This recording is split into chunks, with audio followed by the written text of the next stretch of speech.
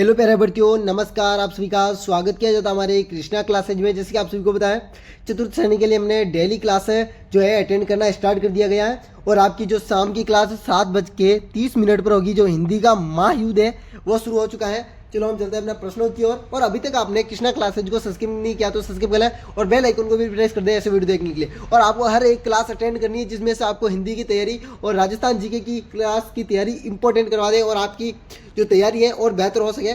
चलो हम चलते हैं अपने प्रश्नों की ओर। अभी तक आपने अपने दोस्तों को भी क्लास सेंड की तो शेयर कर देना ना। पहला प्रश्न आपसे क्या कह रहा है, निम्न में से मनुष्य शब्द है, निम्न में से मनुष्य शब्द है। ऑप्शन नंबर ए है जातिवाचक संज्ञा, ऑप्शन नंबर बी है भाववाचक संज्ञा, ऑप्शन नंबर सी है अवयव शब्द, ऑप्शन नंबर डी है क्रिया शब्द। जल्दी से बता दीजिए। हिंदी के महायुद्ध के साथ हम आ गए हैं और क्लास भी अपने दोस्तों के साथ शेयर कर देनी है। बिल्कुल जी, पहला ही प्रश्न का राइट आंसर देंगे आप सभी बच्चे। मैं बताता हूं, जो आपकी संज्ञा कितने प्रकार की होती है। पहले तो ये बताओ, संज्ञा कितने प्रकार की होती है? 3 प्रकार की होती है। संज्ञा 3 प्रकार की होती है। कौन सी? एक तो व्यक्तिवाचक होती है, एक जातिवाचक होती है, एक भाववाचक होती है।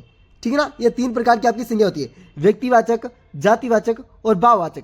इसमें क्या मनुष्य क्या है?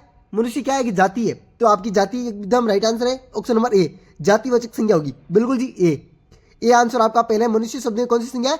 आपकी जातिवाचक। बिल्कुल जी, ए आंसर हो जाएगा आपका। अगला प्रश्न आपके सामने, आपका दूसरा प्रश्न दिया गया है, गणना की दृष्टि से संज्ञा कितने प्रकार की होती है? गणना की दृष्टि से को या संज्ञा के भेद को वो एक ही बात है, तो उस गणना की दृष्टि से संज्ञा के कितने भेद होंगे? 3। कौन कौन से होंगे? व्यक्तिवाचक, जातिवाचक और भाववाचक। ठीक है ना। आपको याद रखना भाई, ये 3 संज्ञा, व्यक्ति, जाति, भाव, व्यक्ति, जाति, भाव, ये 3 याद रखना आपको। और जातिवाचक में आप देख ले, जातिवाचक के 2 भाग होते हैं। कौन कौन से होते हैं? किसी को बताए? जल्दी से बता दीजिए। या तो पदार्थवाचक हो गया या द्रव्यमानवाचक। ठीक है ना। और एक हो गया समूहवाचक। ये 2 होते हैं। ठीक है ना। आपको जातिवाचक है, ये 2 याद रखना है। अगला प्रश्न आपके सामने, आपका तीसरा प्रश्न शुरू कर रहे हैं। तीसरा प्रश्न आपसे कह रहा है, किस विकल्प में सर्वनाम से बनी भाववाचक संज्ञा सर्वनाम से संज्ञा के स्थान पर प्रयुक्त होने वाले शब्दों को सर्वनाम कहते हैं? आपको बताएं, संज्ञा के स्थान पर, किस यहां पर? संज्ञा के स्थान पर प्रयुक्त होने वाले शब्दों को सर्वनाम कहते हैं। आपको यह याद रखना है ना। सर्वनाम से बनी भाववाचक संज्ञा समानता, option number A, option number B है विषमता, ऑप्शन नंबर सी है आर्थिक, ऑप्शन नंबर डी है ममता। जल्दी से बता दीजिए कौन सा होने वाला है। जल्दी से सभी बच्चे का आंसर आ जाना चाहिए। देखो भाई, मित्र और मित्रता क्या होगा? भाव। इसलिए ममता है वो आपकी सर्वनाम से बनती है, ममता, और भाववाचक संज्ञा है। अगला प्रश्न आपके सामने, आपका चौथा प्रश्न आया है। चौथा प्रश्न इसी प्रकार से आपको पूछे जाएंगे। आप नो टेंशन से बैठ जाओ। चतुर्थ श्रेणी में हिंदी इसी प्रकार से आने वाली है। जो मैंने रीट में बताई थी, जो मैंने रीट की हिंदी बताई थी, उसी प्रकार के आपके हिंदी के प्रश्न आए थे। इसी प्रकार के आपके यहीं पे आएंगे चतुर्थ श्रेणी के लिए। हिंदी में सर्वनाम कितने प्रकार के होते हैं? सर्वनाम कितने प्रकार के होते हैं? ऑप्शन नंबर है 5, ऑप्शन नंबर बी है 6, ऑप्शन नंबर सी है 7, ऑप्शन नंबर डी है 8। जल्दी से बता दीजिए सर्वनाम कितने प्रकार के होते हैं। मैं एक एक के नाम भी बताऊंगा, जल्दी से बता दीजिए। 6 प्रकार के होते हैं। बिल्कुल जी, 6 प्रकार के कौन कौन से होते हैं? किसी को बताए? प्रश्नवाचक एक, दूसरा आप लिखो संबंधवाचक,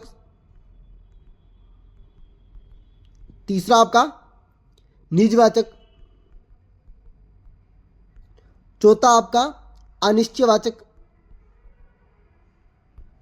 पांचवा आपका पुरुषवाचक, छठा आपका निश्चयवाचक। ठीक है ना। आपको याद रखना है। मैंने सभी का नाम भी बता दिया आपको। ठीक है ना। और आपके 6 आंसर बी आंसर हो जाएगा। चौथे प्रश्न का बी आंसर। अगला प्रश्न आपके सामने, आपका 5वां प्रश्न आ रहा है। 5वां प्रश्न आपसे क्या कह रहा है? 5वां प्रश्न आपसे कह रहा, वीडियो ज्यादा लंबा नहीं है, बस 10-15 मिनट का ही होने वाला है। जितनी लंबी चादर उतने ही पैर पसारे, निम्न में से कौन सा सर्वनाम है? सर्वनाम। जितनी लंबी चादर होगी उतने ही पैर पसारे। निम्न में से कौन सा सर्वनाम है? ऑप्शन नंबर ए पुरुषवाचक, ऑप्शन नंबर बी अनिश्चयवाचक, ऑप्शन नंबर बी है संबंध, सी है संबंधवाचक, ऑप्शन नंबर डी है नीचवाचक। भाई देखो, पुरुषवाचक यहाँ पर पुरुष का कभी नाम आया नहीं, ये तो खत्म है। अनिश्चयवाचक निश्चय है ना, निश्चय है ना, जितनी लंबी चादर निश्चय, अनिश्चय नहीं है, बिल्कुल गलत। यह निजवाचक, निजवाचक नहीं है, बिल्कुल जी संबंधवाचक आपका राइट आंसर हो जाएगा। संबंध, संबंध है ना, किसमें? चादर और लंबी चादर और पैरों में। अगला प्रश्न आपके सामने, आपका छठा प्रश्न क्या कह रहा है? निशा ने फल खरीदा, निशा है, निशा ने फल खरीदा, निम्न में से किस प्रकार की क्रिया है? क्रिया, कार्य करने की क्षमता को क्रिया कहते हैं, है ना। सकर्मक क्रिया, एकर्मक क्रिया, द्विकर्मक क्रिया, अकर्मक क्रिया। जल्दी से बता दीजिए किस प्रकार की क्रिया होने वाली है आपकी छठे में, किस प्रकार की क्रिया होने वाली है? क्रम क्या? देखो, एक तो एक प्रश्न यह बन सकता है क्रम के आधारित क्रिया, क्रम के आधार पर क्रिया के भेद कितने होते हैं? जल्दी से बता दीजिए। दो प्रकार के, एक तो सकर्मक, सकर्मक, एक अकर्मक, एक होगी सकर्मक, एक होगी अकर्मक। ये दो प्रकार की होती है, ठीक है ना, आपको याद रखना है। सकर्मक के दो प्रकार होते हैं, कौन कौन से? एकर्मक क्रिया और द्विकर्मक क्रिया।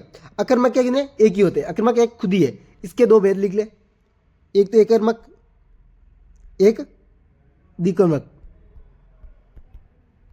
ठीक है ना, याद रखना ना, फिर बताना नहीं कि सर ने बताया नहीं। सर ने एक एक बात बता रहे हैं। निस ने फल कितने, निम्न में से, निशा ने फल खरीदे, निम्न में से किस प्रकार की क्रिया है? जल्दी से बता दीजिए। एकर्मक क्रिया, क्योंकि निशा है, निशा ने फल खरीदे, ये एक ही क्रिया हुई नहीं, निशा ने फल खरीदे, एक ही प्रकार की क्रिया है, इसलिए एकर्मक क्रिया आ गई आपकी बी आंसर। अगला प्रश्न आपके सामने, आपका सातवां प्रश्न क्या कह रहा है? हम छुट्टियों में नानी के घर जाएंगे, हम छुट्टियों में नानी के घर जाएंगे, निम्न में से कौन सा काल है? काल, जल्दी से बता दीजिए। काल कितने प्रकार का होता है? काल आधारित क्रिया, क्रिया के भेद, काल आधारित क्रिया के भेद कितने प्रकार के होते हैं? ये बता देता हूं मैं। काल आधारित, आधार पर क्रिया के भेद बता दीजिए कितने होते हैं? तीन होते हैं, भूतकाल, वर्तमान काल, भविष्य काल, ठीक है ना। अब आपको किसी भी प्रकार के प्रश्न पूछे जाएंगे ना तो आप बता दोगे आंसर, है ना। हम छुट्टियों में नानी के घर जाएंगे, नानी के घर जाएंगे, निम्न में से कौन सा काल है? जल्दी से बता दीजिए, जल्दी से बता दीजिए। बिल्कुल जी, भविष्य काल हो गया,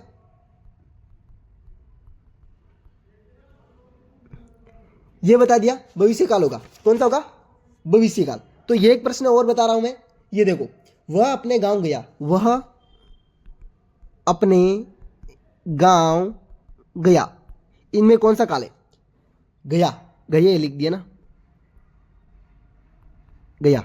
बताओ इनमें कौन सा काल है भाई? जल्दी से बता दीजिए। इसमें भूतकाल है, गया। कौन सा? भूतकाल। वर्तमान काल क्या होगा? वो गांव, वो खेल रहा है, यह आपका वर्तमान काल होगा। तीनों कालों के बारे में एक एक मैंने पॉइंट बता दिए। आठवां प्रश्न आपसे कह रहा है, राम पुस्तक पढ़ता है, राम पुस्तक पढ़ता है में क्रिया कौन सी है? राम पुस्तक पढ़ता है में क्रिया कौन सी? ऑप्शन में संयुक्त क्रिया, ऑप्शन में बी आपके सकर्मक क्रिया, ऑप्शन में सी आपकी अकर्मक क्रिया, ऑप्शन में डी एक कर्मक क्रिया। ये गलत है ना, एक कर्मक क्रिया आपकी होगी सकर्मक क्रिया। राम पुस्तक पढ़ता है, इसमें कौन सी? सकर्मक क्रिया। बी आंसर आपका राइट आंसर हो जाएगा आठवें प्रश्न में। अगला प्रश्न आपके सामने, आपका नवा प्रश्न आ रहा है, विशेषण कितने प्रकार के होते हैं? भाई विशेषण कितने प्रकार के होते हैं? ऐसे तो विशेषणों को 5 मानते हैं, अगर 5 ऑप्शन नहीं आता है तो 4 आता है ना, तो आपको 4 करना राइट आंसर। और ये 4 कौन से होते हैं? जल्दी से बता दीजिए, विशेषण कितने होते हैं? 4 होते हैं। ये कौन कौन से हैं? ये मैं बता देता हूं। सर्वनामिक, संख्या वाचक, परिणामवाचक और गुणवाचक। अगर और एक पूछ ले कि भाई 5 है तो 5वें का क्या नाम होगा? व्यक्तिवाचक, ठीक है ना। मैंने एक एक पॉइंट क्लियर करा रहा हूं, एक एक पॉइंट के बारे में चर्चा कर रहा हूं, क्योंकि आपकी जो 53,000 पद है, अब वो 1,000 और बढ़ा, 52,000 थे, 1,000 पद और बढ़ा दिए गए, इसलिए अब आपकी जो तैयारी में कमी हो सकती है, सरकार में कमी नहीं काट सकते आप। सर्वनामिक विशेषण का भेद नहीं है, सर्वनामिक विशेषण का भेद नहीं है। ऑप्शन नंबर है सांकेतिक विशेषण, ऑप्शन नंबर है संकेतवाचक विशेषण, ऑप्शन नंबर सी है प्रश्नवाचक विशेषण, ऑप्शन नंबर डी है मूल सर्वनाम विशेषण। जल्दी से बता दीजिए, जल्दी से बता दीजिए, जल्दी से बता दीजिए भाई।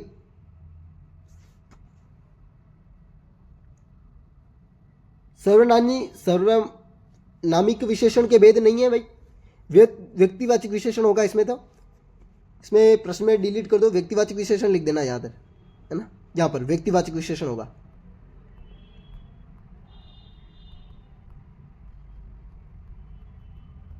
ठीक है ना, ये आपका राइट आंसर है बी। अगला प्रश्न आपके सामने आपका 11वां प्रश्न है, पुलिस। ये प्रश्न बहुत मोस्ट है। पुलिस किस वर्ग का शब्द है? पुलिस किस वर्ग का शब्द है? तत्सम, तद्भव, विदेशी, स्वदेशी। पुलिस बता दो भाई, पुलिस का जल्दी से बता दीजिए। ये 4 प्रकार की पूछे जाएंगे, तत्सम, तद्भव, देशाज और विदेश। जल्दी से बता दीजिए। बिल्कुल जी, पुलिस किस प्रकार का शब्द है? पुलिस। और एक कीर्ति, कीर्ति किस प्रकार का शब्द है? जल्दी से बता दीजिए भाई, जल्दी से। पुलिस आपका विदेशी शब्द है, कौन सा? पुलिस आपका कौन सा शब्द है? विदेशी शब्द है, विदेशी शब्द है। आपको याद रखना है, पुलिस कौन सा शब्द है? विदेशी शब्द है। अगला प्रश्न आपके सामने आपका 12वां प्रश्न है, वकील किस भाषा का शब्द है? ये लोग क्या प्रश्न आया है भाई, वकील किस प्रकार भाषा का शब्द है? ऑप्शन नंबर है फारसी, ऑप्शन नंबर बी है जापानी, ऑप्शन नंबर सी है अरबी, ऑप्शन नंबर डी है पुर्तगाली लिखना था यहां पर, पुर्तगाली। जल्दी से बता दीजिए, वकील किस प्रकार का शब्द है भाई, या भाषा का शब्द है? वो वकील आपका जो है अरबी भाषा का शब्द है, अरबी। सी आंसर आपका राइट आंसर हो जाएगा 12वें प्रश्न का। अगला प्रश्न आपके सामने आपका 13वां प्रश्न आ रहा है। 13वां प्रश्न में एक शब्द में कौन सी संधि है? एक धन एक, ये बनेगा एक एक। कौन सी संधि है भाई?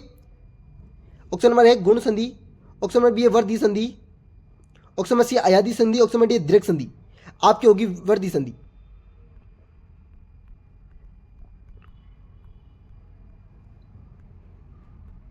अगला प्रश्न आपके सामने आपका 14वां प्रश्न है, अत्याधिक में कौन सी संधि है? इस प्रश्न का जो भी बच्चा राइट आंसर दे देगा उसको मान लूंगा कि उसे संधि आ रही है, उसे संधि आ रही है। और संधि के कितने भेद होते हैं भाई? संधि के कितने प्रकार के होते हैं? संधि 3 प्रकार की होती है। सर और बताओगे संधि? बताइए नहीं सर। संधि 3 प्रकार की होती है, स्वर, व्यंजन और विसर्ग। स्वर, व्यंजन, विसर्ग 3 प्रकार की संधि होती है आपकी। और कुछ बताऊं? स्वर के 5 भेद होते हैं, वो भी बता दूं?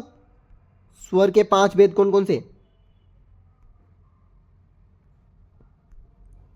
एक है आपका दीर्घ, एक आपका गुण, एक आपका वर्धी, एक आपकी यण और एक आपकी अयादी।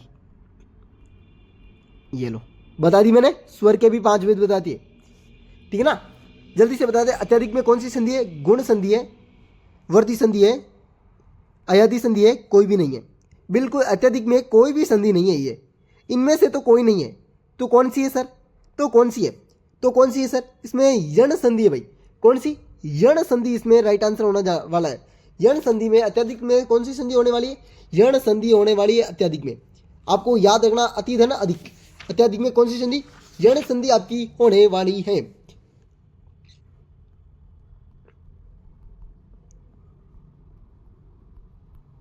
ठीक है ना, यह अत्यधिक बन जाएगा।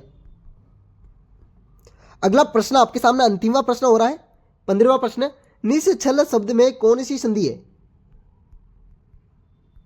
निश्चल, स्वर संधि, व्यंजन संधि, विसर्ग संधि, इनमें से कोई नहीं। जल्दी से बता दीजिए, जल्दी से, इतना टाइम नहीं लगना चाहिए निश्चल शब्द में। निश्चल शब्द का तो इतना टाइम नहीं लगना चाहिए भाई। निश्चल,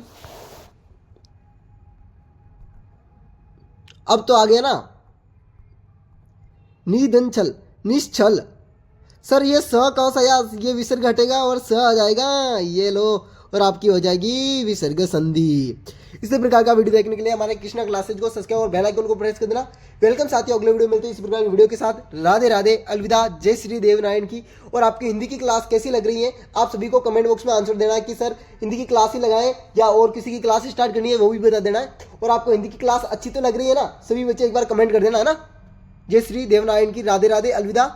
अगले वीडियो में फिर से मिलेंगे आपसे।